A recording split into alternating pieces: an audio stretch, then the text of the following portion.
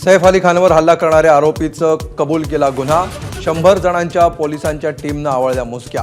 भुर्जीपाव खाल्ल्यानंतर जीपेने केलेल्या पेमेंटमुळे ठाव ठिकाणा सापडला।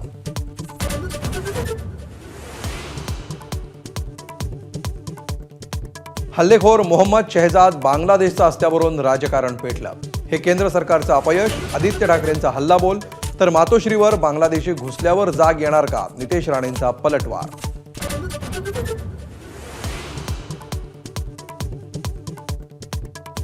₹50,000 हल्लेखोरानं केला सैफच्या घरी चोरीचा प्रयत्न। सूत्रांची माहिती, सगळ्या गेटवर सुरक्षा नसल्यामुळे सैफच्या बिल्डिंगला टार्गेट केल्याचा आरोपीचा कबुली जबाब।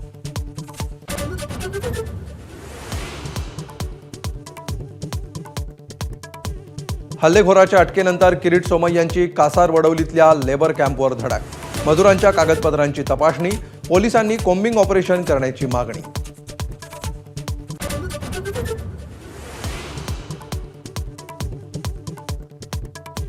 पहाटेच्या शपथविधीवेळी भाजपसोबत न जाण्याचा सल्ला दिला होता। धनंजय मुंडेंचा गौप्यस्फोट, तेव्हापासूनच दादांविरोधात पक्षांतर्गत षडयंत्र असल्याचा आरोप।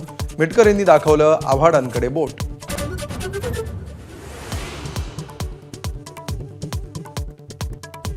दादा भुसे आणि भरत गोगावलेंना पालकमंत्रीपद न मिळाल्यामुळे शिवसेनेत नाराजी। गोगावलेंचे कार्यकर्ते भडकले, तर शिंदेंच्या अचानक दरेगावच्या दौऱ्यामागही नाराजीचं कारण असल्याची चर्चा।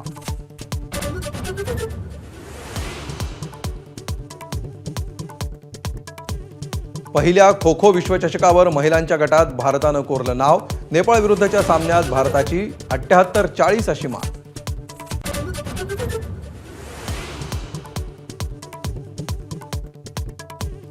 मुंबईतील वानखेडे स्टेडियमच्या सुवर्ण महोत्सवी वर्षानिमित्त खास सेलिब्रेशन।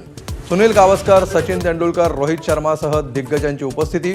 संगीतमय कार्यक्रम आणि लेझर शोचंही आयोजन।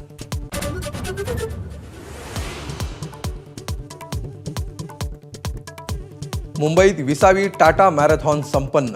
17,000 स्पर्धकांचा मुंबई मॅरेथॉनमध्ये सहभाग। पुरुष गटामध्ये एरिट्रियाचा बेरहेन टेस्फाय विजेता, तर केनियाची जॉयस टेले महिला गटात विजेती।